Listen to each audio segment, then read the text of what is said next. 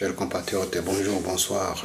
Nous sommes là pour parler de notre pays, la République démocratique du Congo. C'est votre chaîne de toujours, Congo, Afrique, Conscience TV. Nous sommes là toujours pour réveiller la conscience de nos compatriotes afin d'évoluer dans le même sens et de se concentrer sur l'intérêt national qu'aux intérêts individuels. Cela étant, aujourd'hui, nous allons parler de l'ECC qui s'est prononcé sur la révision ou le changement de la Constitution. Et nous allons parler aussi de Maxime Prévost, de sa position vis-à-vis de l'ultimatum de l'administration Trump. Et ensuite, nous allons parler du dossier concernant les Banyamulenge, le congrès américain a publié à ce sujet-là. Et nous allons essayer un peu d'en parler. Et voilà le titre qui nous anime ce soir. Chers compatriotes, l'FCC s'est réuni en congrès pour évaluer tout ce qui est en rapport avec le changement de la Constitution. Aujourd'hui, ils ont donné leur message à ce sujet. Ils ont dit que le changement ne peut s'opérer qu'une fois qu'il y ait un consensus, il y a un dialogue sur un consensus qui doit regrouper tous les individus de toutes catégories confondues, afin que vous puissiez en discuter ensemble et voir dans quelle mesure on peut changer cette constitution. Chers compatriotes, si nous analysons très bien, ils ont évoqué certains articles, l'article 5, l'article 218, l'article 219 et l'article 220.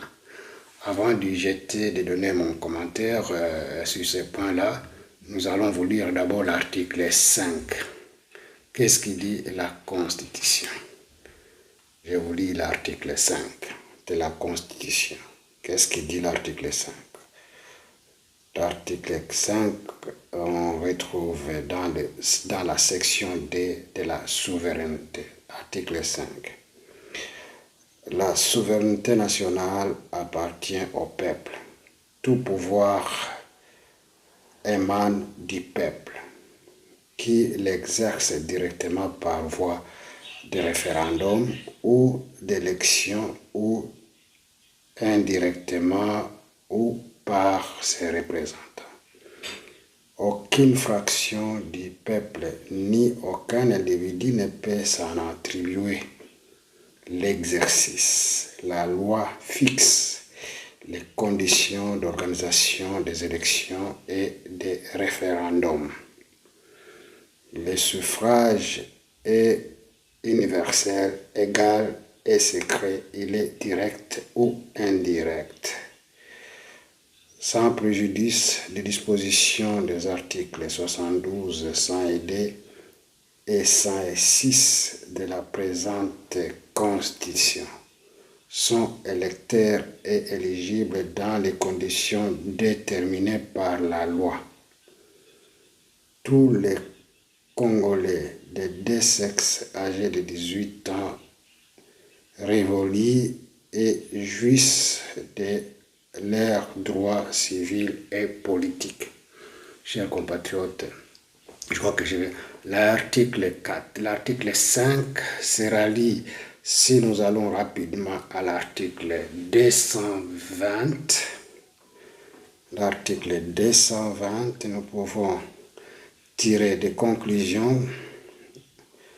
L'article 220 de la Constitution nous parle de la forme de l'État et de leur mandat. Nous allons lire toutefois. Nous allons lire l'article 220.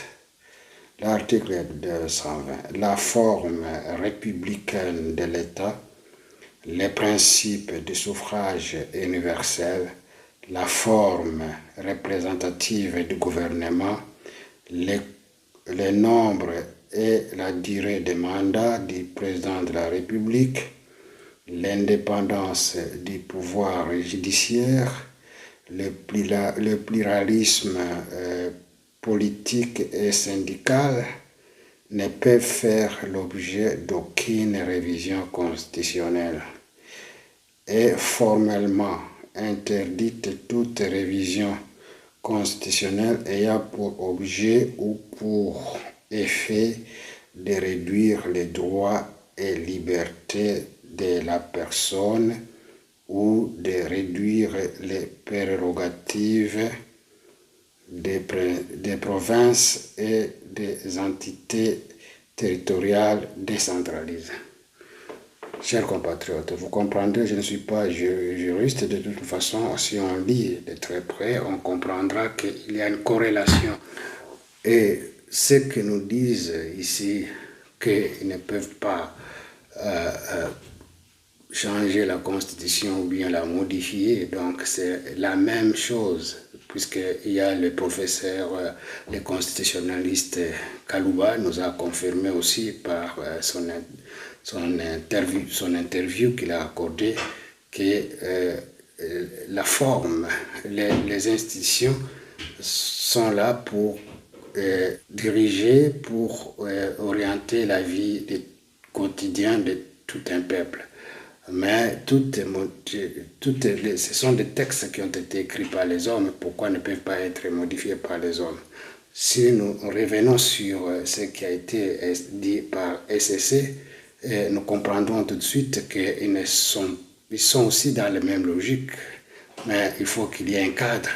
Et c'est dans ce cadre-là qu'on peut discuter et voir dans quelle mesure on peut changer ou modifier la Constitution.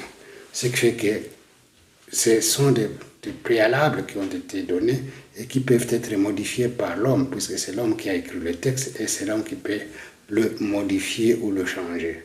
Cela veut dire qu'il y a un cadre dans lequel même le président de la République il a dit qu'il va mettre en place une commission qui va réunir toutes les couches de la République démocratique du Congo pour en discuter, voir la faisabilité. Donc, il ne s'éloigne pas de cette logique. Et si les essais disent qu'ils sont en harmonie avec tous les accords qui ont été signés, même les accords de Washington, cela veut dire que les accords de Washington aussi ne peuvent pas s'appliquer chez nous sans qu'il y ait changement, sans qu'on y ait touché sur l'article 220, puisqu'elle est incompatible avec ces accords. Parlons de ce qui est décentralisation, qu'on ne peut pas toucher sur la décentralisation des provinces et consorts. Et vous savez qu'il y a certaines gestions qui restent au niveau provincial, donc, et que la gestion de l'État doivent être nécessairement centralisées, c'est-à-dire doivent être de fait contrôlés par le gouvernement central. Non, il ne peut pas y avoir 40% qui doivent être restés au niveau provincial et 60% au niveau central. Donc il y a une incompatibilité avec ce que nous avons déjà signé avec les États-Unis. Et vous le savez, il y a toujours des conflits qui se font au niveau provincial et que le président de la République ne peut pas directement donner des injonctions pour que ces institutions puissent convenablement travailler dans des régions. Et tout ça, ça constitue une barrière, une avancée dans les différents domaines de la vie des Congolais. C'est ainsi que vous trouverez que pour mettre un gouvernement en place, il faut des concertations, dégager la majorité, ainsi de suite. Tout cela, ça freine le développement d'un pays, ça freine à ce que le pays puisse avancer. Même le professeur Kalouba dit, comment on peut restreindre quelqu'un qui a été élu au suffrage universel de ses prérogatives d'agir dans la vie des compatriotes? C'est une aberration, c'est quelque chose qui n'a pas de sens. Donc il faut nécessairement que les choses se mettent ensemble pour qu'on puisse donner les prérogatives à celui qui a été élu d'une façon universelle, que celui-là puisse avoir les prérogatives sur la vie des citoyens, qu'il ait la décision, puisque à chaque fois qu'il y ait dérapages dans des provinces, qu'est-ce qu'on dit? On demande au président de la République. Donc, il faut que le président de la République s'explique sur le bilan du pays. Et s'il n'a pas la même mise sur le gouverneur, sur les assemblées provinciales, donc ça constitue une barrière et cela ne peut pas être au profit du Congolais. Tout cela, c'est la Constitution qui le dit. Donc, nous voyons que le SSC ne s'écarte pas de la ligne telle qu'elle est discutée aujourd'hui pour dégager un consensus national afin que nous puissions aller au référendum. Donc, c'est ça la vérité des choses et que vous trouverez maintenant que l'SSC s'écarte. La logique de l'SSC est celle des Cinco, ça ne concorde plus. Ça ne concorde plus. Et que cela peut interpeller maintenant tout un chacun de voir de très près ce qui se passe et de concilier les énergies et les efforts pour un bien commun.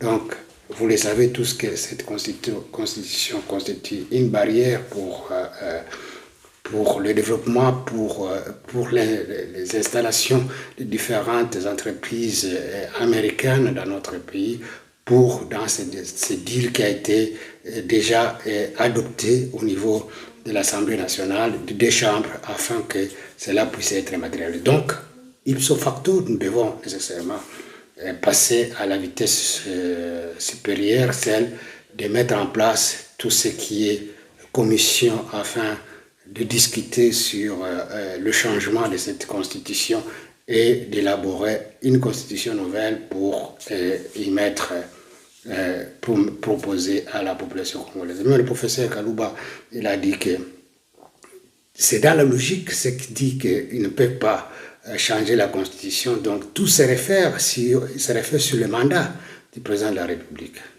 Et il voit que le président de la République qui est là, qui est au deuxième mandat, il ne peut pas il ne peut pas briguer notre mandat en dehors de ces deux mandats. Donc, c'est un problème politique, ce n'est pas un problème de texte. De texte, on peut le changer. Donc, il faut l'adapter au contexte actuel. Et nous savons que même, il a dit que les constitutions telles que la constitution, la nôtre, c'est un papier, c'est collé aux institutions françaises, belges, qui n'ont pas de racines dans notre pays.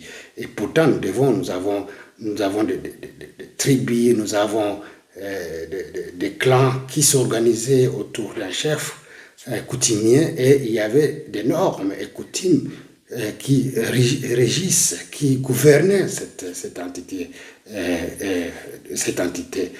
communautaire. Et cette entité, tout le monde respectait les règles du jeu, puisque ça constitue la vie de tout un clan, de tout un tribu. Et nous savons qu'il y a plus de 450 tribus dans notre pays. Et chaque tribu avait des règles, des us et coutumes que chaque personne respectait. Si on a rassemblé tout ce qui est bien dans tout ce qui a été fait, qui a été vécu, et tout ce que nous avons connu dans le temps, qui a été brisé par l'isme, par le belge. Donc il faudra que nous puissions concilier ce qui est bon et le mettre dans notre constitution. Et cela pourra être au profit de tous. Et donc ça doit être d'abord dans notre mentalité, dans notre façon de voir les choses et de construire l'avenir pour les générations futures. Et cela, ça va donner la fierté de tout un peuple, du Congo. Puisque à ce moment-là, tout le monde, partout ailleurs, ils vont sentir que réellement on a réfléchi davantage dans le fond de notre vie pour en tirer ce qui est essentiel et d'en faire une loi fondamentale pour notre vie. C'est ça, justement.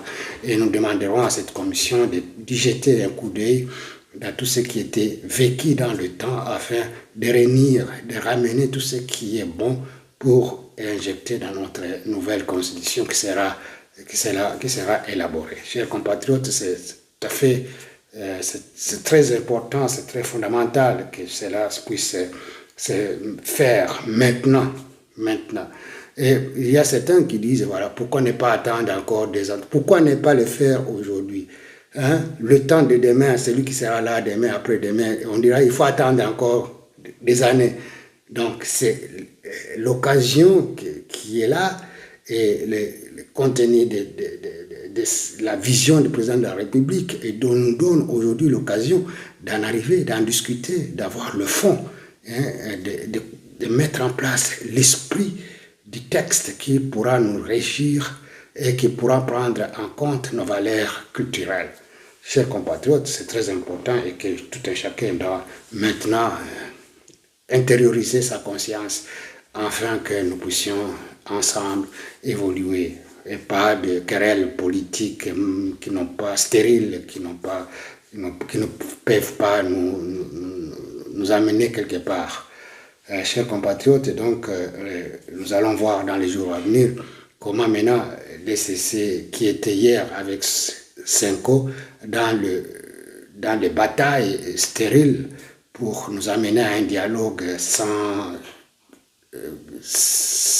objectif et sans un dialogue qui n'a pas de fondement. Et aujourd'hui, ils se déballent, ils disent ce qui est vrai, donc nous devons nous ramener, nous reconstituer nous-mêmes pour pouvoir nous mettre au diapason de tout ce qui se passe pour faire une constitution digne de notre pays. Chers compatriotes, nous avons suivi aussi avec Maxime Prévost.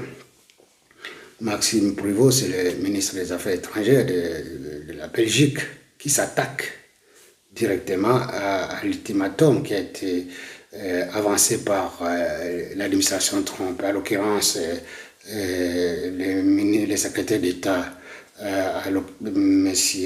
Marco Rubio, qui a donné l'ultimatum à Kagame de faire partir ses militaires de l'Est de la République démocratique du Congo. Vous le savez, c'est un appui considérable pour les M23. S'il n'était l'appui du Rwanda, les M23, AFC ne devrait pas faire tout ce qu'il a fait comme tuerie, massacre, tout ça pendant ces années, 20 ans.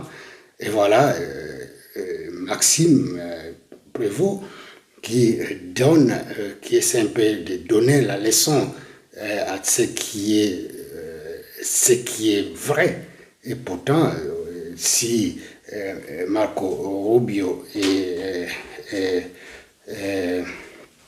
et Boulos ont donné une pression sur Kagame afin qu'il puisse faire partir ces troupes de l'Est de la République, puisqu'ils savent le pourquoi, et que les entreprises américaines s'impatientent un peu pour voir dans quelle mesure les choses traînent le pas.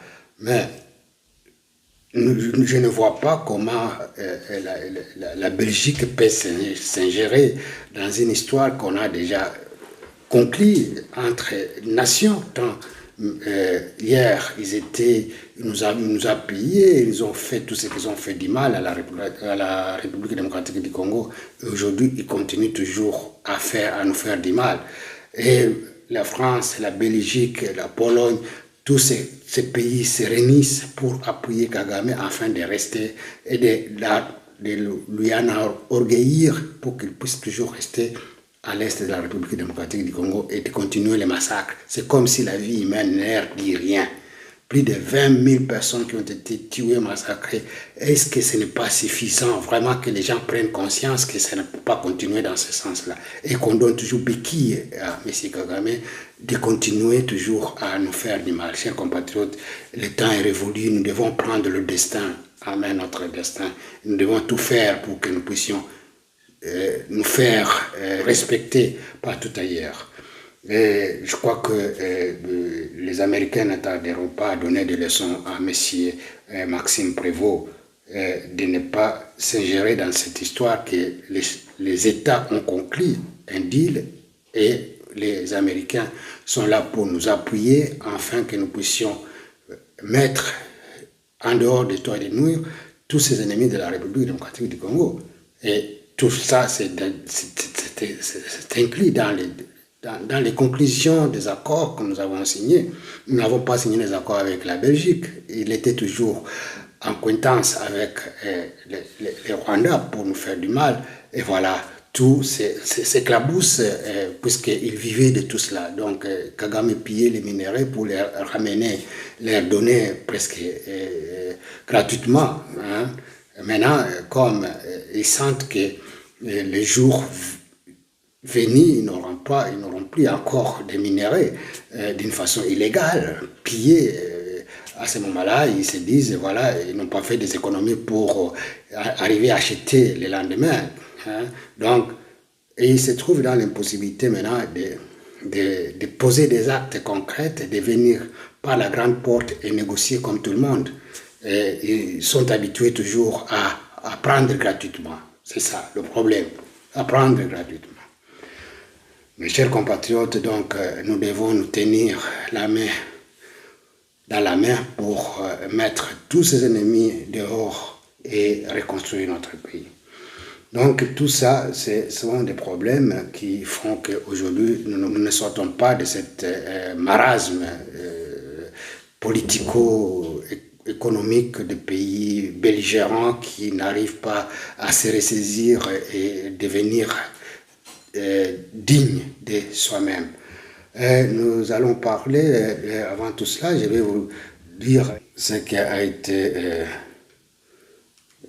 donné. Nous avons déjà lu les articles, donc il est pratiquement impossible que nous puissions lire tous les articles évoqués par l'ECC, mais de toutes les façons, vous avez compris que l'ECC corrobore avec le changement de la Constitution en un seul point, qu'il faut nécessairement qu'il y ait un cadre qui doit en discuter et dégager un grand consensus pour le faire. C'est ça la réalité des choses. Donc nous allons parler de ce que le Congrès américain a dit concernant les Banyamulenge. Il accuse carrément le Rwanda et le RCD Goma dans les années 2000, 2001, 2002, quand ils ont pris Goma.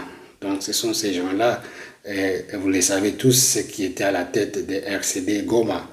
Et tous ces gens-là, même Sesanga était aussi de la partie. Donc ils vont ils sont rattrapés par ces événements. Par ces événements, ce qu'ils ont fait dans les années de RCD Goma. Hein, ce sont eux qui ont fait les massacres. Les massacres de ceux qui se disent Banyamulenge. Ils ont tué, ils ont brûlé les cases et les maisons de Banyamulenge pour se faire, pour accuser les autres à la place. Et voilà, toutes les enquêtes, et pourtant le Congrès américain gardait tous ces documents d'enquête qui ont été faites durant cette période. Et voilà, aujourd'hui, ça sort au grand jour pour accuser M. Kagame et RCD, ce qui les dirigeait. Entre autres, vous le savez lui-même qu'il n'y a pas RDF et RCD, Goma. C'est lui-même qui a amené tous ces gens-là pour attaquer la République démocratique quand Laurent Désiré Kabila les a mis dehors. Chers compatriotes, c'est ça. Nous allons vous lire ce qui a été dit par ce rapport qui accuse ce régime du Rwanda. Hein, chers compatriotes, nous allons vous lire ce qui a été évoqué ici. Ce n'est pas moi qui l'ai dit, mais c'est le texte qui est là. Nous devons le lire ensemble pour comprendre ce qui a été dit, compatriotes. Donc, nous allons vous lire le texte qui accuse noir sur blanc le régime, le Rwanda et le RCD Goma, qui a fait des nettoyages ethniques. Je vous lis en extenso ce texte. Un rapport au Congrès américain accuse l'armée rwandaise et le RCD Goma des massacres ciblés et des nettoyages contre la communauté Banyamulenge. Les forces armées rwandaises RDF et leurs alliés du Rassemblement congolais pour la démocratie RCD Goma ont mené une campagne de répression d'une violence inouïe contre la communauté Banyamulenge dans l'est de la République démocratique du Congo. C'est ce qui ressort du rapport annuel sur la pratique des droits de l'homme, Country Report on Human Rights Practice pour l'année 2002, publié le 31 mars 2003 par le Bureau de la démocratie, des droits de l'homme et du travail du département d'État américain et officiellement soumis au Congrès des États-Unis. Selon ces documents officiels transmis au Parlement américain, la traque et les actions ciblant spécifiquement cette minorité ethnique se sont intensifiées à la suite de la révolte en janvier 2002 des commandants Banyamulenge Patrick Massunzu contre les commandements de l'armée rwandaise dans les hauts plateaux du Sud Kivu. La réponse militaire de Kigali s'était traduite par ce que des observateurs qualifient de velléité de nettoyage ethnique et de punition collective. Selon les données transmises au Congrès américain, les troupes de RDF ont mené une offensive de grande envergure pour écraser la dissidence. Le bilan humanitaire est lourd. Plus de 90 villages Banyamulenge ont été incendiés et détruits par l'armée rwandaise. Environ 30 000 civils Banyamulenge ont été déplacés de force, fuyant les actions de l'infanterie. À partir du 18 juin 2002 et jusqu'au milieu du mois de juillet, l'armée rwandaise a intensifié ses attaques en utilisant des hélicoptères pour bombarder de manière répétée et indiscriminée les zones habitées par les civils sur les hauts plateaux.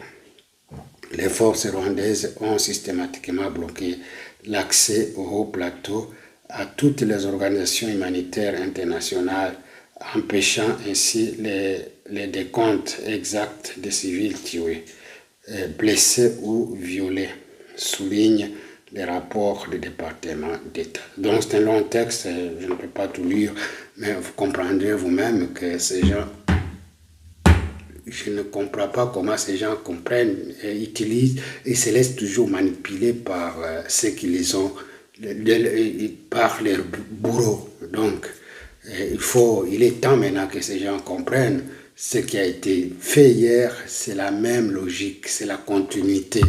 Il faut que ces gens arrivent aussi à se libérer. S'ils n'arrivent pas à se libérer d'eux-mêmes, donc le sort sera connu dans les jours à venir et que les Congolais prendront leurs responsabilités devant ces hommes. Chers compatriotes, c'est ça la vérité. La vérité ne fait qu'attraper les gens, quel que soit le temps que ça mettra. Ça rattrape toujours. Ça rattrape toujours. Et la vérité reste la vérité, et quel que soit le temps. Hein? C'est ainsi qu'on dit que le meilleur allié de la vérité, c'est le temps. Le temps est le meilleur allié de la vérité. Quel que soit le temps, pourra éclabousse toujours ce qui a été fait.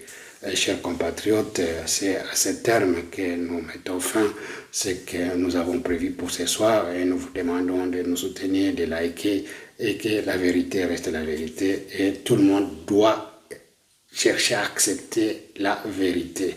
Et à ce terme, je vous dis bonsoir chez vous et essayez de nous accompagner dans tout ce que nous faisons et nous espérons que le jour viendra, nous pourrons reconstruire notre pays tous ensemble.